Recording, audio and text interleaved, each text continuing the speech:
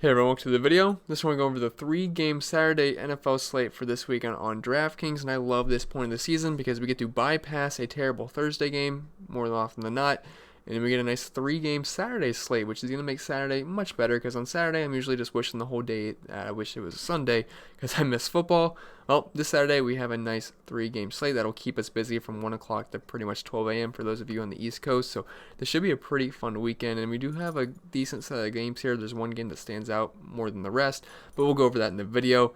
But anyway, before we continue, if you guys could leave a like, and if you're new to the channel, please hit that subscribe button. It really helps me out. Really appreciate it. You can also follow me on Twitter at ChrisPinell16. And if you're interested in the spreadsheets about every single week for the NFL season or every single night for the NBA season, I'll also be around for the playoffs for the NFL as well. Links in the description below for my Patreon. And also, disclaimer, if you hear a bunch of jingling in this video, my dog would not stop barking at me, so I guess he missed me. So I brought him on my lap, and he's sitting on my lap right now, chewing on a Chewy, and he just dropped said Chewy, so I should probably get that, or he's gonna start growling again. Okay. Anyway, so yeah, if you hear some jingling, a little bit of jingling, that is my dog on my lap. He's a very small dog, that's why you can't see him. So, all right. Anyway, let's get into this slate. So, like I said, there's a game that stands out way more than the rest. The other games have some decently low Vegas totals, but this Tampa Bay Texans game, we have a 53-point over-under, so I'm looking to attack this game from a fantasy perspective, and that means I'm probably going to want exposure to the two quarterbacks in this game. So let's talk about Deshaun Watson first at 7K, and I think he's just the clear spend-up option at this position on the slate, and especially considering I think Winston's in an awesome spot too, but he's dealing with a depleted wide receiver core. No Mike Evans, no Chris Godwin, even Scotty Miller's dealing with an injury. So he's got Rashad Perriman and Justin Watson to throw to pretty much, and then his tight ends. But Deshaun Watson, I think he's, for only 100 more, I think he's a lot safer, to be honest, and this is by far the best game on the small slate. 53-point over-under, which is highest of the entire week. Not just this 3-game slate, but just the entire week in general. So this game is going to be awesome for fantasy purposes, and we have 2 bad pass defenses, so I expect a lot of points to be scored in this one. We also have a tight 1-point spread, which is actually in Tampa's favor at home, and that was a little surprising. I would assume it would have been in the Texans' favor, but that's just the line I was reading. Maybe it's updated now, but when I last looked, I was like on footballlocks.com. I usually use their Vegas totals for earlier in the week. They had it in the Tampa Bay's favor, so we'll see, but maybe that changes throughout the week. But gotta love this game from a fantasy perspective. And what do I always say when we have a team facing Tampa Bay? Well, we say that their defense is a pass funnel defense, and I want to attack them through the air. They are first DVOA versus the run, but are 19th DVOA versus the pass, which actually they've gotten better versus the pass this season because they were like 28th or 30th DVOA versus the pass earlier in the season. Up to 19th, but that's still not great. That's still a bottom half defense versus the pass, and they are very generous to opposing quarterbacks. They are allowing 22.9 points per game to the position, which is tied for 5th most. Coincidentally, tied right with the Houston Texans in terms of points given up to the quarterback position. They're allowing the third most passing yards per game and the 6th most passing touchdowns per game. And Watson also presents us with the rushing upside as well, because we don't get with most quarterbacks. So last game he had 7 rushing attempts, 32 rushing yards, 6 rushing attempts, 44 rushing yards, 2 rushing touchdowns. Then there's some games he really doesn't do anything on the ground, but if he needs to run the ball, or he's presented the opportunity to run the ball, he will do so, and he's not afraid of getting into the end zone as well. I believe he has 6 rushing touchdowns on the season. I don't know if that'll tell me on here. So he's 7 rushing touchdowns this season, so not too bad. So I do like the rushing upside he presents us as well, although Tampa Bay's been very tough on the ground, but you really can't count that for quarterbacks either. And he's got all of his weapons are healthy, unlike Jameis Winston. We have DeAndre Hopkins, he's fine. He's got Will Fuller, the deep threat. He's got Kenny Stills as well. So Deshaun Watson, he is the clear number 1 quarterback on this slate, and only being 100 more than Jameis Winston, I think he's safer, and I like his upside as well. So Deshaun Watson, so I'm gonna definitely try to lock in my lineups, and I guess we can try to build a lineup. I actually haven't made one yet. Usually I pre-build one when I do a lineup builder, but we'll just attempt to make one as we go, and we'll see what fits at the end. So don't just take this lineup and run into all of your contests. Make your own lineups. We're going to see what fits, and we're going to see what's possible. Oh, I don't want to go to the running back position yet, so I want to talk about Jameis Winston as well. So he comes at 6,900, and man, if he had Evans and Godwin, I would be all over Winston here. I still like him, but it definitely caps his upside, missing his 2 top receivers, which are one of the 2 top receivers in the NFL. But he's coming off an absolute monster outing versus Detroit. He had 458 passing yards, 4 touchdowns. I think he had like 300 yards in the first half. He had over 200 yards in the first quarter. The guy was on absolute fire, and he's been on absolute fire the past 2 weeks. Versus Indy, he had, 456 passing yards, 4 touchdowns, 40 fantasy points, 76 fantasy points the past 2 weeks. He has been amazing. And this is a great matchup and it's a great game environment as well. We have a 53 over-under, like I said, Tampa's favor. And quarterbacks have been killing Houston all year. We just saw Ryan Tannehill have a pretty good game versus them. And they're 27th DVOA versus the pass, allowing 23.9 points per game to quarterbacks, which is tied for 5th most, like I already mentioned when I was talking about the Tampa Bay defense. And as for Jameis Winston, he'll probably start the game off with an interception on the opening drive. That's just what he tends to do. He likes to do that. And like I always say when you play Jameis Winston, do not watch the game. You should watch the game because this is only a 3-game slate, so you're going to watch the game. But on a main slate, I always say don't watch the game because you are going to be like, why did I play Jameis Winston? The guy is absolute trash. He's going to turn the ball over. He's going to make stupid plays. But if you just look at the end result, he'll probably end with 25 to 30 fantasy points with the upside of more. So that's why I like playing Jameis Winston. Unfortunately, though, he's priced to the moon, but he has a huge ceiling. We see it. He's also got a lower floor, but he's got a huge ceiling. I think this could be one of the games he flashes that. Only problem is he's not going to have Mike Evans, Chris Godwin. I don't know why I said Chris Edwins. I think I was looking at Godwin's last name as well, or thinking of Godwin's last name. But Mike Evans, Chris Godwin, or Scotty Miller, but he actually did catch a touchdown last week, but he exited with a hamstring injury. So the receiving options are limited. We're talking Justin Watson, Rashad Perriman, O.J. Howard, Cameron Brate, and whoever else they want to throw out, a wide receiver. But it's very easy to spend up a quarterback this week considering all the running backs are cheap, and then there's really only one spend up wide receiver. So one of these two quarterbacks I think are definitely in play, and I would recommend getting one of these two quarterbacks because I really don't have interest in any of the other ones. Jared Goff's in a really tough matchup versus San Francisco. Last time he played San Francisco, he just absolutely wet the bed. He had 2 fantasy points, 13 for 24, 2 fantasy points. It was absolutely rough. And that started his little stretch there, I believe.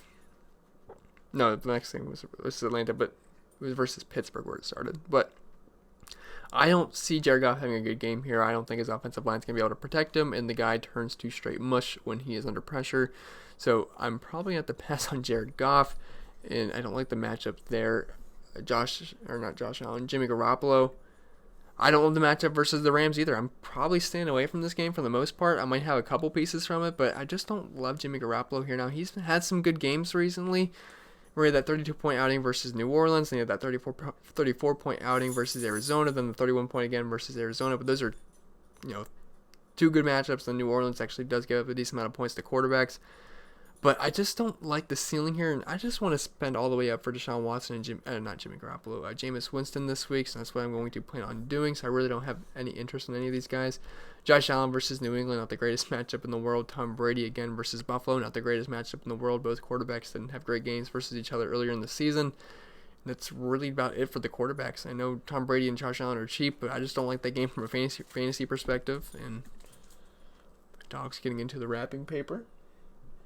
Hopefully it's not making too much noise. But yeah, really the only quarterbacks I have interest in is Deshaun Watson and Jameis Winston on this slate. I think they have the most upside by far, and I just don't see a reason to get off of them. It's pretty easy to fit them in because there's not like a lock running back on this slate.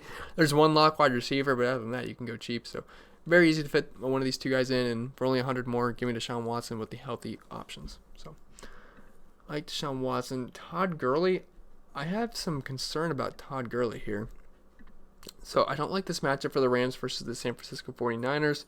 And the Rams have one of the worst run blocking units on PFF, and I believe they're like second worst. And they're facing the 49ers, allowing the second fewest points per game to the position.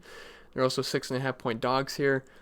Last week he saved his week with 2 touchdowns because they were getting blown out. He had 11 carries for 20 yards. Longest run of the game was 8 yards, averaged 1.8 yards per carry. Did get into the end zone early on in the game. Then he had 7 targets for 3 catches for 18 yards, but also had a receiving touchdown near the end of the game.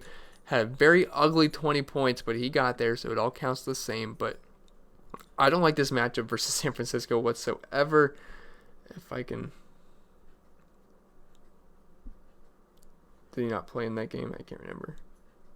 Or am I just missing something? Well, either way, No, was that the game he missed? Yeah, it was the game he missed because we ended up playing Malcolm Brown that week. I was wondering why he was on the game log. Yeah, well, maybe we didn't, but I did. A lot of people did, but played Malcolm Brown. Did not end up working out versus San Francisco, but I just don't like the matchup on the ground for Todd Gurley here. I mean, he might be able to get it done through the air. I like the recent volume he's seen. He had 11 attempts last week, but it was a blowout. He still had 7 targets. Then the game before that, 23 carries, 4 targets, 19 carries, 1 target. Then versus Baltimore, but I just don't like the matchup on the ground here for Todd Gurley, and 6,300. I mean, it's a nice price, and he's been finding the end zone recently. But I just don't see the reason to pay 6,300 for Todd Gurley. I mean, he's the best running back on the slate, which is saying a lot because if you look, the running backs are pretty awful on the slate. He's the highest priced running back. So I really don't see the reason I'm going to spend up for Todd Gurley because I want to spend up for some wide receivers instead, and I think there's a tight end that's in a better spot as well. So I'm probably personally passing on Todd Gurley. If he gets 2 touchdowns and 100 yards, yeah, that's going to suck because I'm sure he's going to have some ownership because it's Todd Gurley. But I don't think he's in a fantastic spot here. He's got that big, bright number, first for opposing rank, so maybe that'll keep some people off of him. But do not like the matchup for Todd Gurley. Raheem Mostert, I guess I would have more interest in Raheem Mostert here. So he's coming in at 6,100, and he scored in 4 straight weeks. And if you just look at the game log, 11 points, 24 points, 24 points, 13 points, not too bad. And Kyle Shanahan did name him the starter. Now, he's not some elite volume play, but he's been pretty efficient this season. He's averaging 5.7 yards per clip. Again, not on the biggest sample size, just from a carry standpoint, but still pretty good in limited sample. And we did see his snaps drop to 53% last week, which was concerning because the weeks prior he was around 70%, but he still led the team in snap percentages. And he's not, like I said, he's not going to be a workhorse. This is a committee, but he's the best running back in this committee right now. And the thing I do like though the most for Raheem Mostert here is that they are 6.5 point favorites at home, and I love home favorite running backs. I say that every single video, and the Rams haven't been great versus running backs either. They're giving up over 25 points per game to the position, which is bottom half in the league, but they are third DVA versus the run. But the 49ers love to run the ball. They have a great offense, so Raheem Mostert, I do like him at home as home favorites. I would not surprise me if he gets into the end zone again, extends that streak to 5 games in a row. Should get you 15 plus touches in this matchup. So Raheem Mostert, I think he's a pretty solid play on this slate. Definitely can make a case for being the RB1. We'll see if he fits at the end, though. I'm not really sure. But James White, I think, again, he's a pretty solid play. So he just pretty much is a model of consistency. He's going to get you double-digit points on most weeks. I believe he's done it in all but 2 games this season, if I remember correctly. Versus Dallas was terrible. Then versus Philly. Other than that, though, yeah, double-digit points in every single game. Then he had that huge game versus Houston where he had 14 carries for 79 yards, 11 targets, 8 catches, 36 yards for 2 touchdowns. I wouldn't say that's going to happen, but it's definitely it's a solid spot versus Buffalo on the ground, although I really don't care about his matchup on the ground because he's really not going to run the ball too much. It's mainly because of his passing, the work in the passing game that draws interest for me in James White.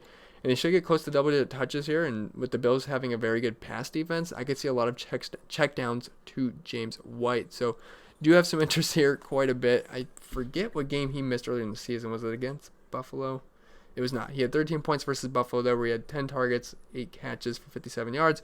I could see an exact scenario like that. Now, he only had 1 carry in that game, which was the lowest he's had on the season.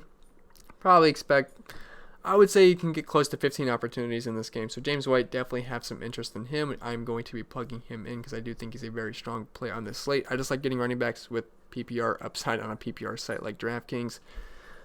Devin Singletary, I like the volume he's been getting, but I certainly don't like the matchup. They are 6.5 point dogs here on the road versus the team allowing the fewest points per game to opposing running backs. But we did see Joe Mixon have a pretty nice game versus them last week, so maybe they have been softening up a little bit on defense, but the defense overall had a pretty good game. They were turning the ball over and even had that defensive touchdown. But I just don't think Singletary's ceiling is very high this week. He had a tougher matchup versus Pittsburgh, like last night. 21 carries, which was great, but 87 yards, three targets, 2 catches for 2 yards, only 9.9 fantasy points. If he doesn't get into the end zone in this game, I feel like you're going to be pretty disappointed because I just don't see him having a huge game on the ground. But if this game stays close, which I really don't think it's going to get too out of hand because the Bills have a good defense, this game stayed close earlier in the season. I forget the final score, but I know it's pretty ugly and it was a pretty low-scoring game. Although I think he did miss that game, so the game log isn't on here. But if I can check the James White, I want to say it was was it 10-7 or was it like 9-3? I can't remember. It was 16-10. It was a really low-scoring game. I could see that being around the same. So I don't think they're going to get blown out or anything where they have to abandon the run. But Devin Singletary, I just don't like the matchup really. So I think there's better options on this slate. Not the best pass catcher in the world either. Sony Michel, it's a good matchup on the ground versus Buffalo. I mean, he did have quite a bit of carries last week. He had 19 carries with 2 targets, so he had 21 opportunities last week, 11 fantasy points. He's only 4,600. You could double up on the Patriots running backs and just take the receiving upside of Jameis White and take the rushing upside of Sony Michel because they're bottom 20 DVOA defense when it comes to facing the run. When it comes to the run. Buffalo Bills, I should say. So Sony Michel, he might be able to get you a cheap touchdown, might be able to flirt with 80 to 90 yards if he gets near 20 touches. So Sony Michel, I don't hate him, and if he falls into the end zone, he'd be a pretty good play at 4,600. So he's definitely someone I'd have interest in. They are home favorites, so I do have interest in Sony Michel here. I think he's a solid play, and I don't actually hate the idea of using both running backs here. Might not be the greatest correlation play, but this running back slate just absolutely sucks. I mean, we're talking about Raheem Mostert being the second most expensive running back, so I'm not really making running back too much of a priority on this slate because most of them are not good options. Carlos Hyde at 5K. Again, it's just not a lot of good options here. And the volume's never going to be an issue with Carlos Hyde. Just the matchup's definitely an issue. Tampa Bay is first DVOA versus the run. They're allowing the third fewest points per game to the position. Could he fall into the end zone 2 times like Wes Hills did last week? Certainly, but I'm not going to bank on that. For sure, a lot of points are going to be scored in this game, but it's not something I want to bank on with Carlos Hyde having a productive game because I do think this game is won through the air, and he's not a great correlation play if I'm playing Deshaun Watson either, so I'm probably going to have to pass on Carlos Hyde. I mean, if he gets a touchdown, he'll probably be fine, but it's not something I'm going to bank on. You can't play Ronald Jones. I mean, he's just going to be splitting the carries with Peyton Barber, and I just want the aerial attack in this game. I had 11 carries last week, then 11 carries the week before that. And then if you look at Peyton Barber, it's pretty much a mirror image: 10 carries, 11 carries, 17 carries, 11 carries.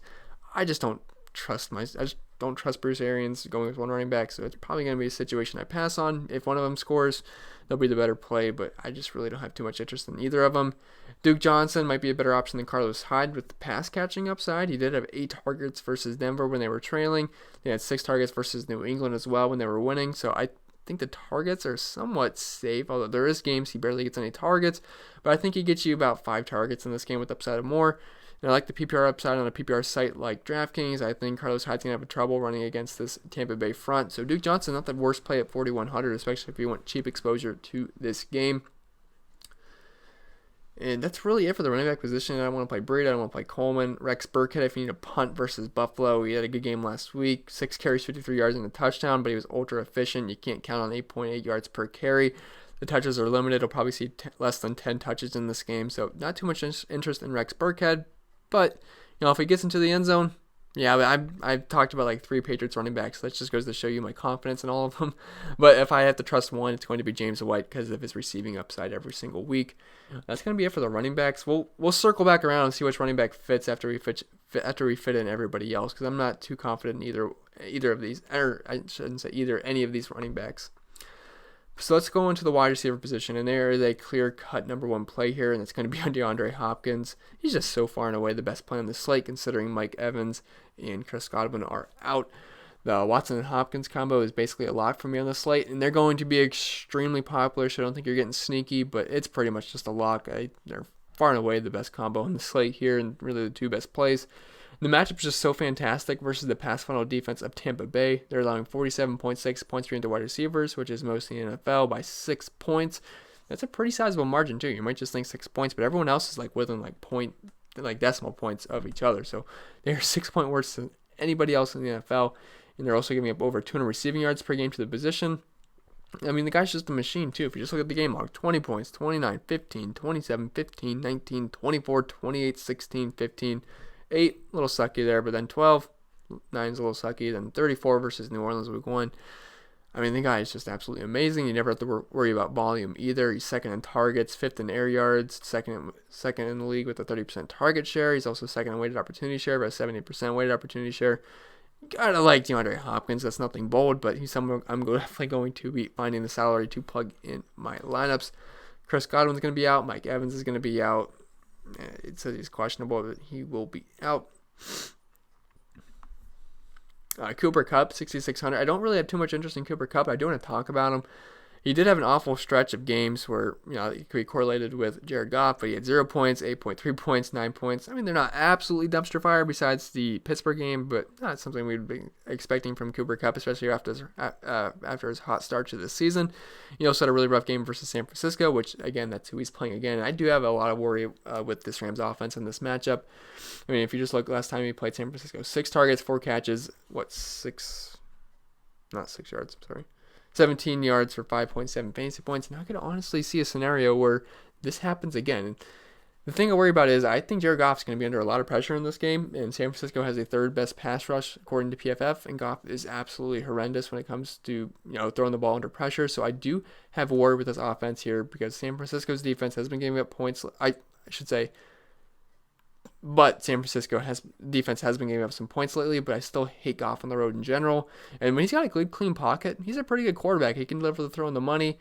But when he's under pressure and forced to, make athletic plays and just, have to think on a dime, he tends to struggle. And that's going to directly correlate to his wide receivers. The Rams also have the 2nd worst pass blocking metric on PFF, only in front of the Dolphins. So this does not set up well for the Rams and Jared Goff. So I do have concern with the passing game here. So maybe that makes me like Gurley a little bit more. I would prefer playing Gurley than any of the passing options on this team. So Cooper Kupp at 6,600. Really don't see myself being too interested in him. Julian Edelman, he's going up against Buffalo. Don't love the matchup there. He should see decent amount of Tre'Davious White if he wants to shadow Julian Edelman. Now, he is playing through some damage to his left tendon. That's what it says. He played through damage to the tendon in his left knee. Did not have a good game last week. 5 targets, 2 catches for 9 yards. I really don't have a lot of interest in this Patriots offense besides some of the cheap running backs. So Julian Edelman at 6,400, probably going to pass. It's a tough matchup versus Buffalo. If you look through earlier in the season, he had 7 targets, 4 catches for only 30 yards versus them and 7 points, which I believe was his worst game of the season prior to this one. So not a lot of interest in Julian Edelman this week, especially dealing with that injury. Robert Woods, a lot of what I said about Cooper Kupp can be applied there, although I do like the targets he's been getting recently. He's really stepped it up in the second portion of the season. Had a rough game last week versus Dallas, 9 targets, then 9 targets versus Seattle, 18 targets versus Arizona, had 33 fantasy points, absolutely murdered. Then 9 targets, 11 targets, and then before that was when he was struggling, but then he also had 15 targets versus Tampa Bay and 13 versus Carolina. So I do like the targets he's been getting. It's just a really rough matchup versus San Francisco, so not a ton of interest, but if Richard Sherman happens to be out, I actually don't know off the top of my head. I'm going to look it up really quick.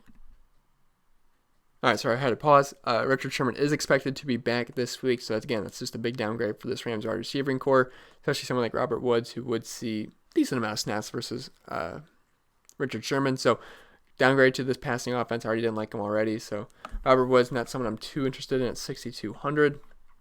Brashad Perriman, I do have interest in Brashad Perriman at 6K. So like I said, I want exposure to this game, and he would be my top pairing with Jameis Winston. He hit a ceiling last week where he had 37 fantasy points, but I would not expect him to do that again. He doesn't have to hit 37 fantasy points to be a good play anyway versus Tampa versus Houston at 6K. If he can get me 20 points, I will take that.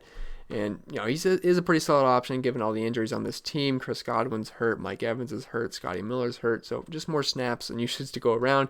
He did play 89% of the snaps last week and averaged 22 yards a catch. He does have big play upside. The guy is a burner. And it's a great matchup, too, versus Houston. And this is my favorite game of the slate, so it makes sense to want to get some exposure to it. Houston is bottom half in the league when it comes to points getting up to the position. And it's 27th DVA versus the pass. So Brashad Perriman, I think he's a pretty solid play. Is he going to get 3 touchdowns and over 100 yards every single week? Absolutely not. But he doesn't have to. I think if he gets you, let's say 6 to 8 targets, 4 to 5 catches, 80 to 100 yards, a touchdown, I will take that all day. So Brashad Perriman, definitely someone on my radar. If you want to stack him up with Jameis Winston, I think that's totally fine. Will Fuller, I would say he's pretty much a core play for me at 5,900. Definitely like Watson, definitely like Hopkins, and I think you can run it with Fuller as well. And he returned from injury last week and collected 7 targets and a respectable 11 fantasy points. Not great, but it was nice to see him involved with the 7 targets. But I will say, I'm getting some Week 5 Atlanta vibes from him this week. I mean, if you guys remember Week 5, he was my core play lock of the week. Had 16 targets, 14 receptions, 217 yards, 3 touchdowns, 56 fantasy points. I believe he got tackled on the 1 yard line twice, so he could have had an even bigger game, but I'm getting a little bit of a feeling of Will Fuller this week to have a game not similar to that, but something close to it. I think he can pop off over 100 yards in the touchdown, maybe even 2. And we saw the defense focus on Galladay last week, and he struggled. I'm not saying Hop's going to struggle because he won't, but Amendola carved him up as the wide receiver two, and that's what the role Fuller's going to play. Now he's much more dynamic than Danny Amendola. He's going to be taking those deep shots down the field. So I do like the big upside we have with Fuller, and he's definitely going to see the softer coverage between him and DeAndre Hopkins. And he should get decent volume here in what should be a pass-heavy attack, and I love the boomer bust potential and the best possible matchup for wide receivers. So Will Fuller, I think, is a fantastic option. The guy's a good wide receiver. Him and Deshaun Watson have a great connection. He looks to be fully healthy. So Will Fuller, I think, is a fantastic play on the slate, and I'm going to plug him in. I think that's pretty easy to do so because we still have 4,500 left, and we still have a defense and tight end to be able to fit in. So we should have enough salary to be able to fit in the 3 Texans. Then just going down the list here, John Brown, I do not play wide receiver ones versus New England, so I'm going to pass there. Cole Beasley was hot until he ran into Pittsburgh, where he only had 1.6 points, 6 targets, 1 catch for 6 yards, just could not connect. Josh Allen overthrew him over the middle when he was open, turned into an interception, but before that, 14 points, 26, 19, 7, 11, 9, 13, 10, 5, 14, 14, 12, 9.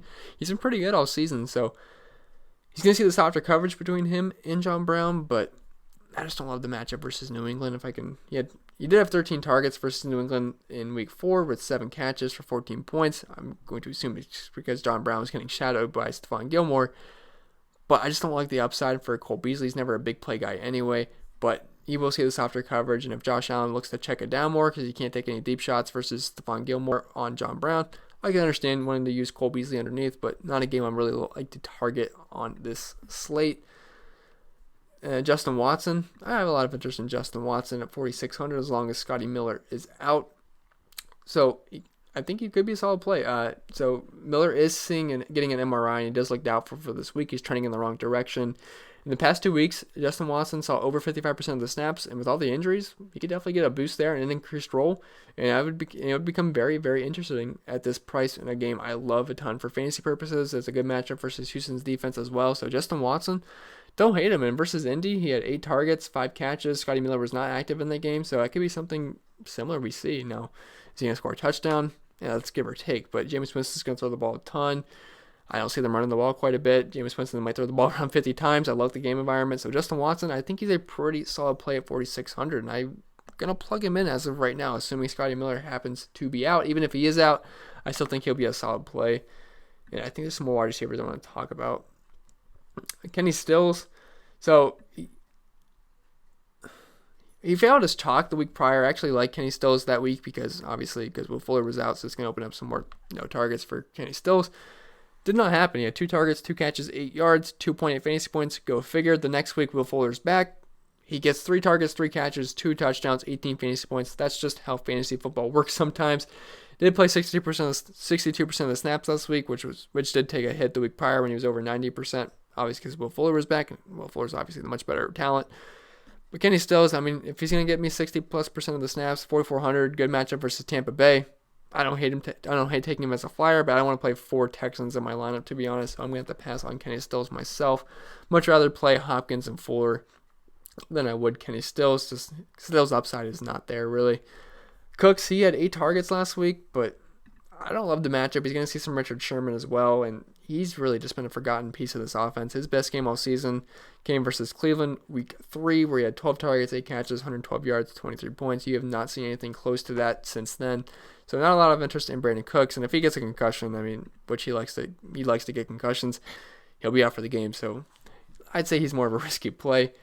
Scotty Miller, like I said, is questionable. N'Keal Harry had a decent game last week, but don't like the matchup versus Buffalo. Sanu's just been pretty trashy since he's been on New England. I know the one game he had 14 targets, but 10 catches, 24 fantasy points, but I just can't see him having too good of a game here versus Buffalo. He is cheap, and he did see 8 targets last week. And, if Julian Edelman somehow missed this game, yeah, Mohamed Sanu would be a good play, but 3,800, I just don't love the upside for Mohamed Sanu.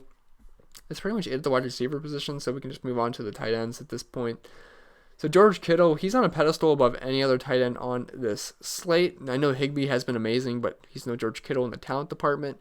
He had 17 targets last week. That's massive, and he just dominated. 13 catches, 134 yards, 29 fantasy points. Didn't get into the end zone, did have a fumble, but pretty monster day for not even having a touchdown. And the volume is always going to be there for Kittle. He's second in market share of air yards out of all tight ends, first in target share, and first in weighted opportunity share. And the Rams have been good versus tight ends, but I don't care about the matchup when it comes to George Kittle. I worry more about the defense when it has to being able to actually guard George Kittle. So I think he'll have a pretty fantastic game here. I shouldn't say fantastic game, but I think he's a fantastic play considering all the tight ends on this slate, which they are just really not a lot of strong plays at tight end. There's a couple of mid-range guys we can talk about, but George Kittle is by far has the most upside, and his ceiling is just unmatched, although Higbee has been playing well, but we don't know if Everett's going to be back yet. So George Kittle, if you can afford him, obviously a pretty solid play on this slate. Tyler Higbee, he has been nothing short of amazing since he has had a full-time role with Gerald Everett being out. Now, is Everett going to be playing? No idea, but even if he does, I don't see how the Rams can get away from Tyler Higbee. The guy has been amazing. He's had 3 straight 100-yard games, albeit in elite matchups. Arizona's the worst team versus tight ends this season. Seattle's the second worst. Dallas is like bottom 5 versus tight ends. So he's seen a perfect trio of matchups here, and it's going to get tougher here versus San Francisco. They are allowing the 3rd fewest points per game to the position. But if Jared Goff is under pressure, I can see a lot of quick throws to Higbee. And like I said, the guy's been great. 26 points, 21 points, 26 points. He had 14 targets last week, 12 catches. They fell behind early, so they had to throw the ball quite a bit. But Tyler Higbee, he has been good, and he looks good. So would definitely have some interest in Tyler Higbee as long as Gerald Everett is out. And then I like O.J. Howard here at 4K just because of all the injuries on this offense. I mean, no Mike Evans, no Chris Godwin, no Scotty Miller. And he did have 8 targets last week, played, I believe, 80% of the snaps. And the past 3 weeks have not actually been too bad for O.J. Howard. He had 6 targets versus Jacksonville, 5 targets versus Indianapolis, 8 targets versus Detroit. Going up against Houston, they're giving up the 6th most points per game to the position. I think he's a pretty okay play here if you just want to get exposure to this game. We know the guy's talented. He just really isn't utilized in this offense. But I think he can get you over 10 fantasy points on that 4K. I like that, so I'm going to plug him in as of right now. Then you could also look at Cameron Brate on the same team for, $200 or $500 cheaper. He also had 7 targets last week. Played less snaps, 41%, but Jameis Winston likes to look his way near the goal line, so wouldn't hate Cameron Brate. More of a touchdown or bust guy, but I don't hate him just because of the lack of options on this Tampa Bay offense, and points are going to be scored in this game, so don't mind him, but I'd rather pay the $500 more for the more athletic O.J. Howard. So at this point, we have 4,700 left. Then we can probably look at the defense and see what defenses stand out. Obviously, the Patriots will always stand out because they have one of the best defenses in the NFL. Going against Buffalo, they're 4K. I'm not sure if I'm going to be able to spend up for a top dollar defense on this slate. So 49ers versus LA, Jared Goff likes to turn the ball over and take sacks on the road, especially when he's under pressure. So I wouldn't hate the idea of using the 49ers. They are 6.5 point favorites at home. Texans defense, I'm going to stay away from that game because I just don't really want to pick on any offense in this game because I do think points are going to be scored. So does Vegas. Bills defense is interesting. So they only had 3 points versus New England in the first game, but New England has not looked great offensively. And I can see this game being more of a low-scoring 10 to 17 point game, like a final score. So Bills defense is 2,900. They have one of the better defenses in the NFL. I don't hate the idea of using them, but I don't love the idea either. But I don't love any of these defenses, to be honest. The Rams defense versus San Francisco, probably pass there. Buccaneers defense, no thank you at all. It doesn't make sense considering I'm stacking up the Texans. So let's just see if we can afford the Patriots. They're 51. That leaves us 5,100 left, and I think we can do it. So let's just see what we can get. So maybe if we want to play Mostert, that gives us 4,100. Then we can play like Duke Johnson and just, again, get more passes from Deshaun Watson. But I have 4 Texans in my lineup, which gives me a little bit of concern. I don't hate it. You could go with N'Keal Harry, but I don't really like N'Keal Harry either. I guess you could put in Duke Johnson. Maybe if you want to drop the Patriots defense, we could go with the Bills just because I think this game's going to be pretty low scoring. That gives us 1,100 left. You've got 52 now. You can play Deebo Samuel. You can play Tyler Higbee. Also, if you want to just go with the double running back approach for the Patriots, if you think Sonny Michel's too cheap in a good matchup versus Buffalo, that gives you 1,700 left. You could spend up even more. Although, if I'm playing both of those running backs for the Patriots, it probably wouldn't make too much sense for me to play the Bills. I probably want to play the Patriots defense, which gives me 5,600 left. And then you could play Devin Singletary, which I don't absolutely hate. You could play Emmanuel Sanders. You could play Deebo Samuel, Tyler Higbee. Just something along those lines. Again, don't take this lineup and run with it. I'm just trying to see how roster construction looks right now. It's honestly not too bad. If you want to spend all the way up for Todd Gurley, if you think he's a must play, that gives you 3,900 left. You could fit in Mohamed Sanu and hope he gets into the end zone really. The upside's really not too high, but wouldn't hate the idea of using that. Maybe if you just drop down a little bit to the 49ers, that gives you 4,500 left. Kenny Stills, Brandon Cooks, Ronald Jones, not too in love with any of those, but again, just playing around with this. So I'm going to leave you guys with that. I hope this video was helpful. If it was, remember to leave a like. If you're new to the channel, hit that subscribe button. Really helps me out. Really appreciate it. Just follow me on Twitter, ChrisParnell16, and I'll see you guys in the next video.